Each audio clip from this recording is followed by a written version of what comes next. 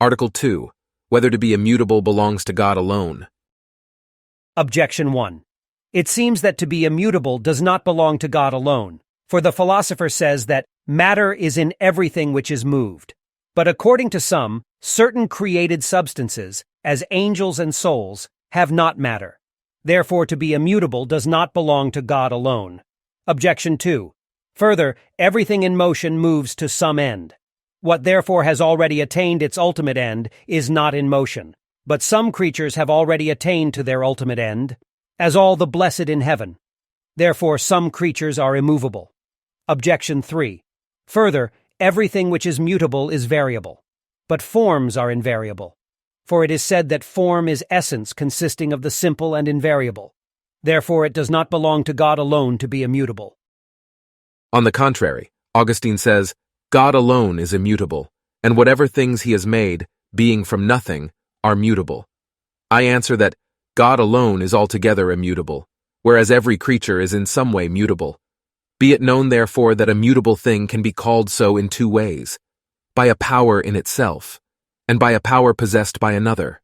For all creatures before they existed were possible, not by any created power, since no creature is eternal, but by the divine power alone, inasmuch as God could produce them into existence. Thus, as the production of a thing into existence depends on the will of God, so likewise it depends on his will that things should be preserved, for he does not preserve them otherwise than by ever giving them existence. Hence, if he took away his action from them, all things would be reduced to nothing, as appears from Augustine.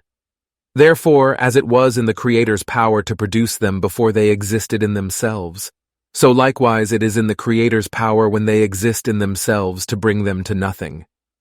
In this way, therefore, by the power of another, namely of God, they are mutable, inasmuch as they are producible from nothing by him, and are by him reducible from existence to non-existence. If, however, a thing is called mutable by a power in itself, thus also in some manner every creature is mutable. For every creature has a twofold power, active and passive, and I call that power passive which enables anything to attain its perfection either in being or in attaining to its end. Now, if the mutability of a thing be considered according to its power for being, in that way all creatures are not mutable, but those only in which what is potential in them is consistent with non-being. Hence, in the inferior bodies, there is mutability both as regards substantial being, inasmuch as their matter can exist with privation of their substantial form, and also as regards their accidental being, supposing the subject to coexist with privation of accident. As, for example, this subject, man, can exist with not whiteness, and can therefore be changed from white to not white. But supposing the accident to be such as to follow on the essential principles of the subject, then the privation of such an accident cannot coexist with the subject. Hence, the subject cannot be changed as regards that kind of accident. As, for example, snow cannot be made black.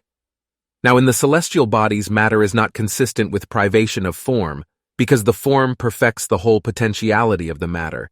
Therefore, these bodies are not mutable as to substantial being, but only as to locality, because the subject is consistent with privation of this or that place. On the other hand, incorporeal substances, being subsistent forms which, although with respect to their own existence are as potentiality to act, are not consistent with the privation of this act, forasmuch as existence is consequent upon form, and nothing corrupts except it lose its form. Hence, in the form itself there is no power to non-existence, and so these kinds of substances are immutable and invariable as regards their existence. Wherefore Dionysius says that intellectual created substances are pure from generation and from every variation, as also are incorporeal and immaterial substances. Still, there remains in them a twofold mutability, one as regards their potentiality to their end. And in that way there is in them a mutability according to choice from good to evil, as Damascene says. The other as regards place, inasmuch as by their finite power they attain to certain fresh places, which cannot be said of God, who by his infinity fills all places, as was shown above. Question 8, Article 2. Thus, in every creature there is a potentiality to change either as regards substantial being, as in the case of things corruptible, or as regards locality only, as in the case of the celestial bodies, or as regards the order to their end, and the application of their powers to diverse objects, as in the case with the angels. And universally, all creatures generally are mutable by the power of the Creator, in whose power is their existence and non-existence. Hence, since God is in none of these ways mutable, it belongs to Him alone to be altogether immutable. Reply to Objection 1. This objection proceeds from mutability as regards substantial or accidental being, for philosophers treated of such movement. Reply to Objection 2.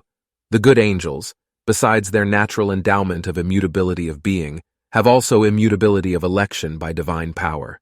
Nevertheless, there remains in them mutability as regards place. Reply to Objection 3. Forms are called invariable, forasmuch as they cannot be subjects of variation, but they are subject to variation, because by them their subject is variable. Hence it is clear that they vary in so far as they are, for they are not called being.